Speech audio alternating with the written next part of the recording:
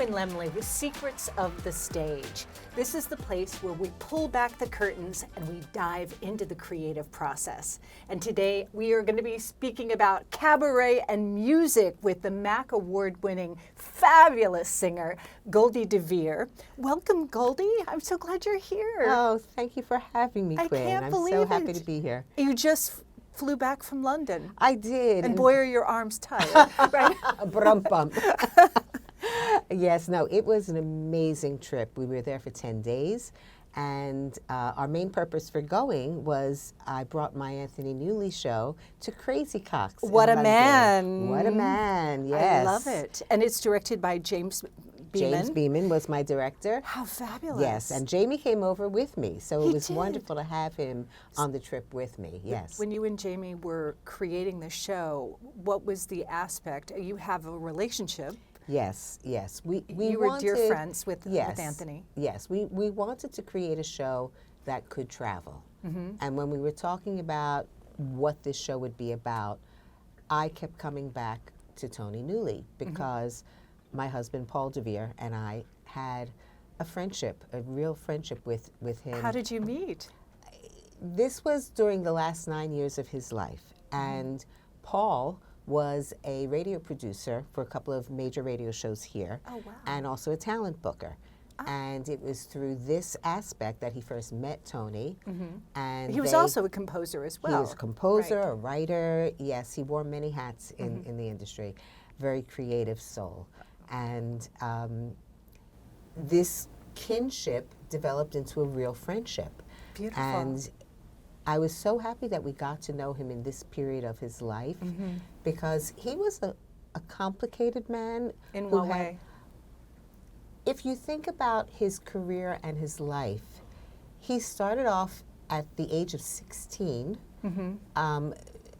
That was his first break. He played the Artful Dodger in the movie Oliver Twist. He was. Yes, with Alec Guinness. Who Yes, played of course. Fagin. I played it all the time. That You've got was to pick a him. pocket or two. Yes, yes. Well, that was Tony doing the Oh. Artful Dodger at Oh the my age of 16. I had no idea. Yes. And he went on from there. He had a major pop career Right. in the early 60s in London before the Beatles came in and changed the whole music scene. And then he went on to do TV and other things in the UK. And it was when he came to America and started working with Leslie Bricusse that they became this amazing writing team. They wrote Stop the World, I Want to Get Off. They wrote The Roar of the Grease Paint, The Smell of the Crowd. He loved all these long titles. Right. And so they became major Broadway writing team stars. And Newley, because he starred in both of them, became a major star. And after the success, this was late 50s, early 60s, after the success he had there, he started playing nightclubs and doing Vegas and all of this stuff. And so he was this huge star, 50s, 60s, into the 70s. He was in that, he wasn't in the Rat Pack, but in that whole Rat Pack era. And then his fame started to wane a little bit. When did he pass away? He passed away in 1999 Oh, so he... at the age of 67. 67? 67. Oh, Very my young. goodness. Yes, much too young. What did he die of? He had kidney cancer, and he had been in remission for 11 years, and the kidney cancer returned. Oh, that's too And bad. he did one round of chemo back in England, and he just decided that was it, no more treatment. And we talk about this in the show because I had a really hard time dealing with that decision of his. Because Well, you're a cancer survivor. I'm a breast cancer survivor, but that was, I wasn't diagnosed until 2006. But maybe 2 or 3 years before Tony's kidney cancer came back, I had lost my father to kidney cancer. Oh, Goldie, And at the I'm same sorry. time, my brother-in-law was going through active treatment for his kidney cancer. And I couldn't accept the fact that Tony just decided no more treatment. He was going to just spend whatever time he had left living his life. But he left such a legacy. Well, it was a huge lesson that he taught me because I almost ruined our friendship because I kept pushing him to get treatment. And thankfully, I realized my mistake in time. I was being selfish. That experience is what taught me such an important life lesson, that you cannot put your needs or wants on someone else. Everyone has the right to choose how they live their life. Absolutely. And if they know ahead of time how they're going to navigate their death. And ever since that time, I have always understood that and respected that. And so I learned It's so a much from life Tony. a life and lesson, right? Yes, and it's funny because when we used to hang out and talk about things, he wasn't like most stars who it's all about me, and then I did this, and then I sang that, and we talked about real things, about the world, about people, about our personal lives, and about humanity. At one point, we were having one of these deep discussions. He had invited us down to Atlantic City to see his show, and he wouldn't let us get a hotel room. He had to stay in the other bedroom of his hotel suite. Oh, how lovely. Oh, it was very cool. And every night after the show, we would just get into our comfies and our robes, and we'd sit around and just, shoot the shit. Oh, how wonderful. And it was after one of these deep discussions that I was talking about that I just had to let him know how happy I was that I had gotten to know him, and how I felt he was this wonderful, real person with a genuine heart and soul. And he turned to me and he said, "Goldie, darling, you're lucky you know me now, because when I was younger, I was a real shit." Right. And he was. He knew it. He was a player when he was younger. And even Why when he not was, during that time, yes, right? that's what I Why mean. not? That's what I mean about the Rat Pack era. It was a Exactly. whole different world back then. Yes. And it's funny, even when he was married to Joan Collins, How long were they married? it was 9 or 10 years. They had 2 children, Tara and Sasha. And Joan has said in interviews that she knew that he was playing around. She was okay with it. Again, it was that era in Hollywood. I want to share with the audience a little bit of your act. Oh, You're, how lovely. This is, you're singing Charlie. What's the... Cheer Up Charlie Cheer Up from, Charlie. Yeah, this is from Willy Wonka and the Chocolate Factory. Oh, wonderful. Yes. Wonderful. A song that is often just sort of sloughed over and forgotten, but happens to be just such a sweet, beautiful, tender song. And we really wanted to include it. And you sing it so beautifully. Oh, thank you. Look up, Charlie, you'll see a star. Just follow it and keep your dreams in view. Pretty soon the skies are gonna clear up, Charlie.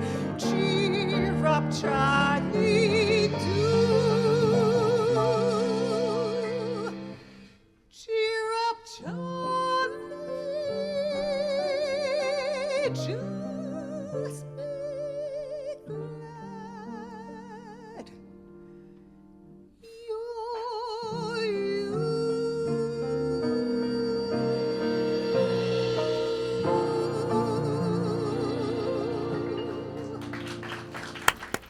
That is so beautiful, Goldie. Oh, thank you, That is so Quinn. beautiful. Now, are you going to do the show again here in New York? We don't have a date set yet. We are booking the show around to travel it around the Wonderful. country. And they want us back in London too.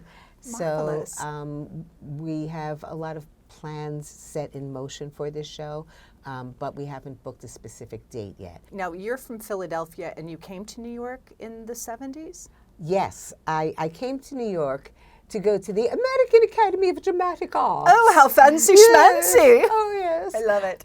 Yes, and I just, as soon as I got here, I just loved it, fell in love with it, became a New Yorker, became a city girl. Yes, me too. Right, where are you from? Indiana. Oh my goodness. But I've been here longer than Yeah. I was in Indiana. So we're New Yorkers, Yes, right? we're New Yorkers. Absolutely. But we have that softer softer edge from being somewhere else. Yes. Well, Yes. we carry that with us. Yes. You can take the girl out of Philly, but you can't take all the Philly out of the girl. Oh, I love it. That's and, great. And I like that. The same thing with Indiana. Of course. Yes. Because you're genuine. Oh. You're genuine to who you really are in your soul. Thank and that's you. one of the things I love about you. Oh, thank you. But so we came here, and I did the academy, and then I did some theater here, and I did some regional theater. You've paid your dues. You did the Catskills. You've played. Yes. You've done it all. Oh my goodness! I was on the road for 2 years with my own band. How wonderful. And then I came back permanently in '77,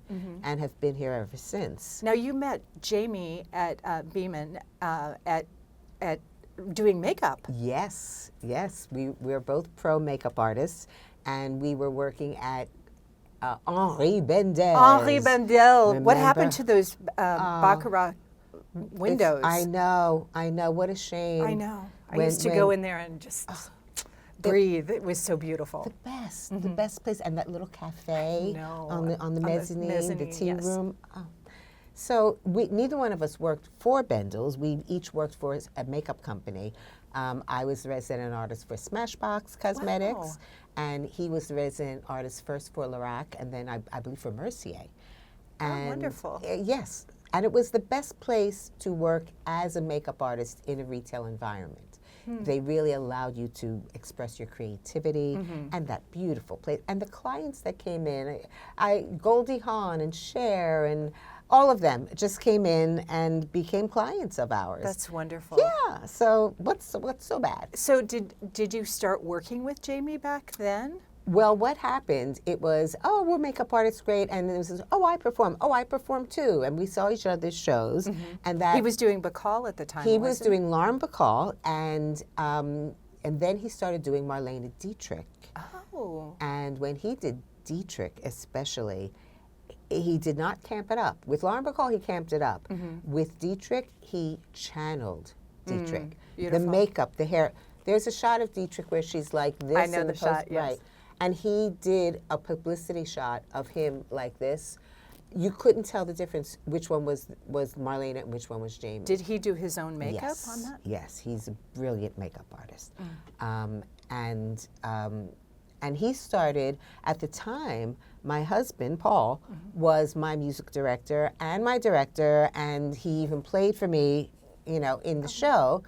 And very soon I realized at least I wanted someone else to play for me because rehearsals were starting to impact the marriage. Oh, no. Yes. Whereas with anybody else, if something wasn't quite right, it would be like, can we try this a little different or do this way?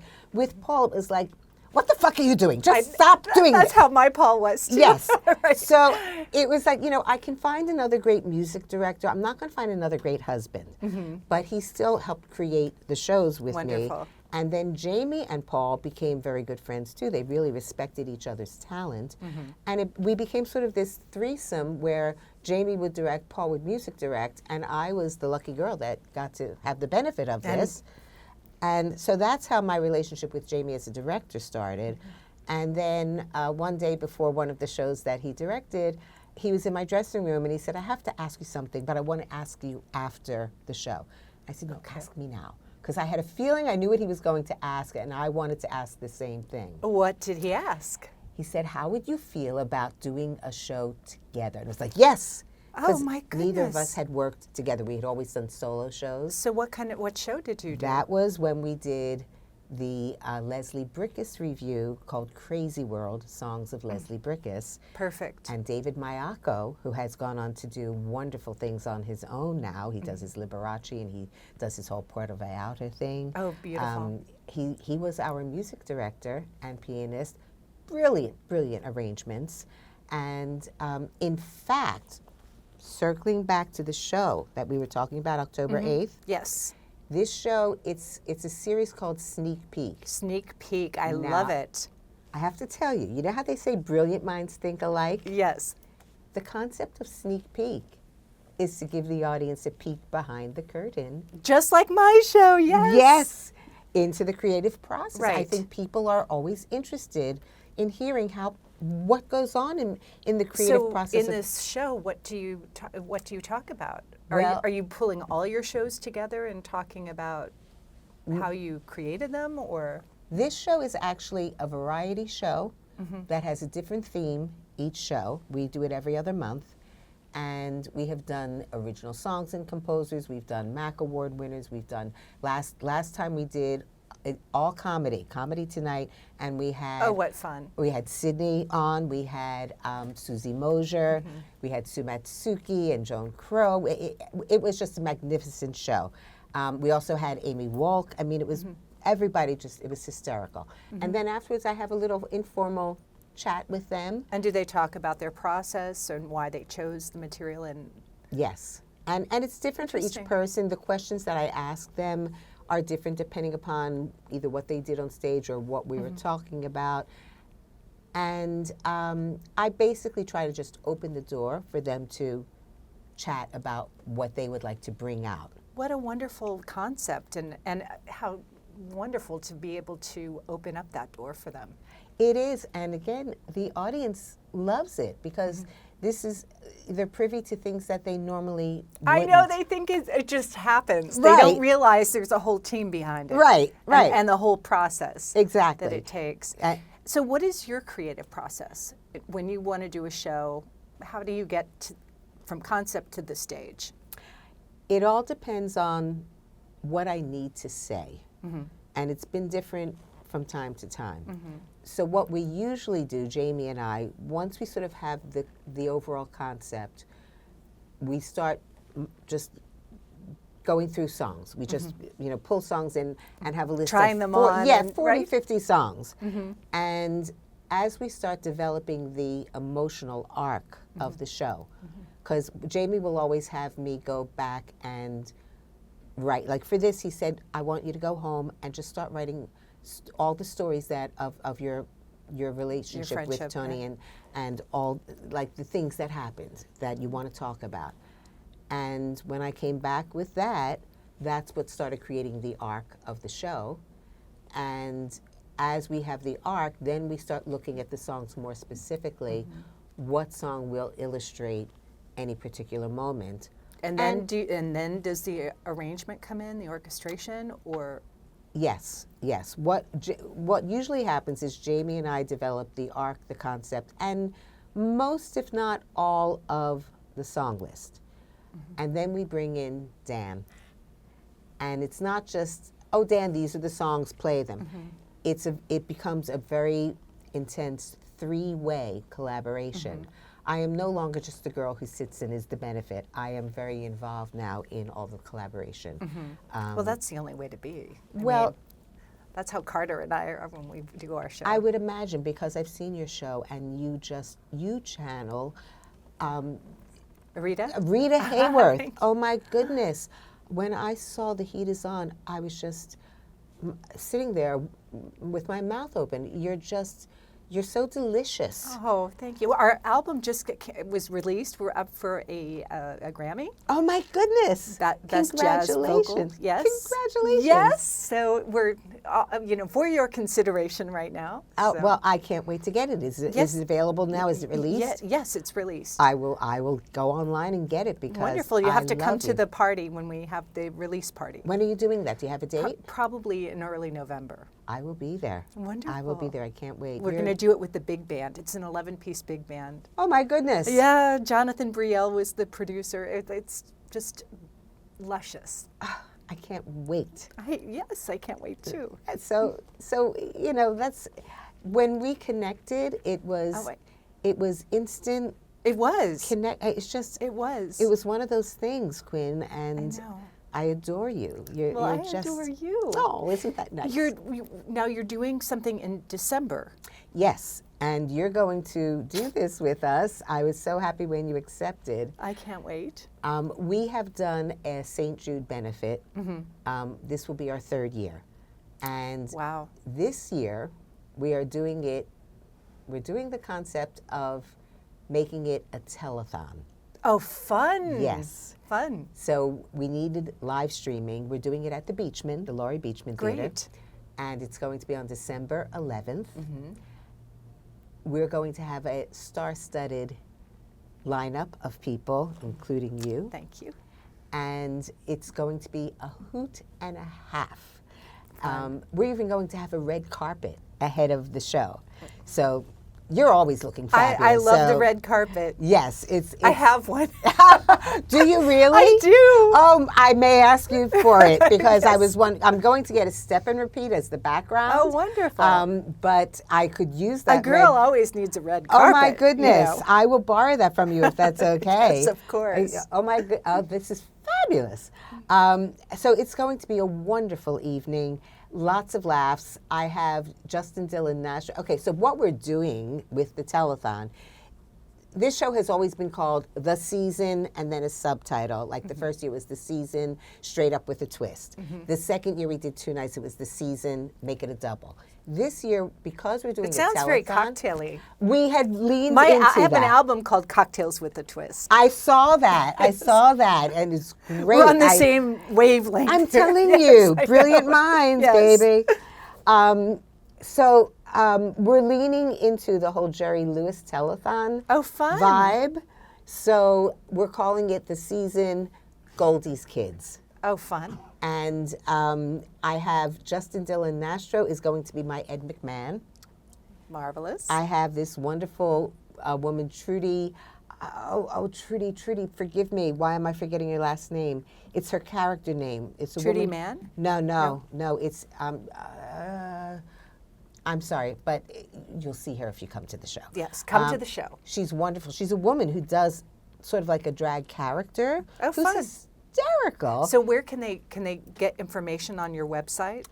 Yes. The website, goldiedver.com. Perfect. And we'll have information about both shows coming up. The sneak peek on October 8th and the St Jude benefit on December 11th. And also you have CDs on your site. Well, I only have one CD at this point. I was very late to the game. I did my first CD 2 years ago. Congratulations. What is it called? It's called Sweet Beginning.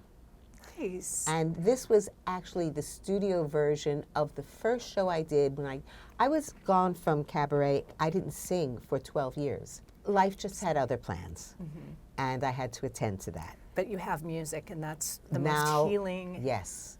That is the what most healing way of coping. That is what helped me come back after my husband's death. Me too. And so again, kindred souls, connection, right? Yes. And I was very grateful that I could still do that. And the first show back we did at Mama's. Beautiful. It was called Back in Mama's Arms. Oh. And I didn't do it about Paul, but Paul was involved in the storytelling of the show, and I sang 2 of his original songs in the show. Wonderful. So Sweet Beginning is the studio version of what that show was. And there's also a song that we did there by, you know who Bill Zeffiro is? Of course I know Bill. Well, Bill is a wonderful composer as well, and we did a video of his song, I've Still Got New York, which is one of my favorite songs of wonderful. his. And that song is included on the CD as well. Oh, lovely. So I'm jumping back in. We are now in the studio recording. We have the music tracks for all the songs from the Newley show. Oh, marvelous. Yes, and I'm now laying down vocals. I work with Chip Fabrizi at PPI Studios. I adore this man. Oh, how wonderful. He's taught me the Being magic. in the studio is so intimate, and you learn so much about your craft. Yes. Everything it shows. Yes. And it's the magic just wonderful. of the studio. Oh, it's just transportive. It's made me a better singer. Me too. Because you really hear things. And so we're laying down vocal tracks as we speak. Congratulations. To the Newley, that's so exciting. So when will it be released? I don't have a release date yet. Once we get the vocal tracks and everything done, then we'll figure out just what we're going to do with this. And you won a MAC award last year? Last year I was nominated. The past 2 years I was nominated for MAC awards. I did a show called Bridges in 2023, which had to do about the juxtaposition of growing up in the 60s and all the turmoil and unrest that was going on in our country. And now 50 years later, all the same stuff is going on, But back in the 60s, I was, 13, 14 years old. I was more of an observer. Right. And now as a woman who has lived a life, I'm involved in what is going on. And so that show was Bridges. And I was up for Best Vocalist for that show. Great. And then last year, I was up for Best for MC for the tribute show for Newley. The Newley show was up for Best Tribute. And I was up personally as Best MC for the Sneak Peek series. Wonderful. And I'll tell you a little something about that. I was up against, it was Susie Mosier, Jim Caruso. Oh my goodness. And me. Now, there's no way in hell that I'm going to take that award. I knew it would go to Susie, as it rightfully should. She's just amazing. And Jim is great too, don't get me wrong. But for me, just being nominated as the only other person in that category with the two of them, our first year out. That's huge. You're with royalty, Cabaret royalty. Yes, so that for me was the win. And then the series was nominated as well. That's great. So it is an honor to be nominated. I do appreciate that. Of course, it's lovely to win, but I really do appreciate the nominations as well. This year, it'll just be Sneak Peek and maybe St Jude that hopefully will get nominated. We'll see. I think you'll agree. It's the process. Exactly. It's really the process. Right. We don't do it for the awards. Right. That's never the but motivation. It's nice. It's nice. You're right. It's nice. Certainly. Goldie, this has been such a pleasure. Thank you for having me. It's been delightful. Thank you. I'm Quinn Lemley with Secrets of the Stage. We air every Sunday night at 7:30 Eastern Standard Time. Or go to quinnlemley.com. My album, Rita Hayworth Revealed, has just been released, and you can order your CD or get a download on Spotify or Apple Music or any platform. Until next time, I'm Quinn Lemley with Secrets of the Stage.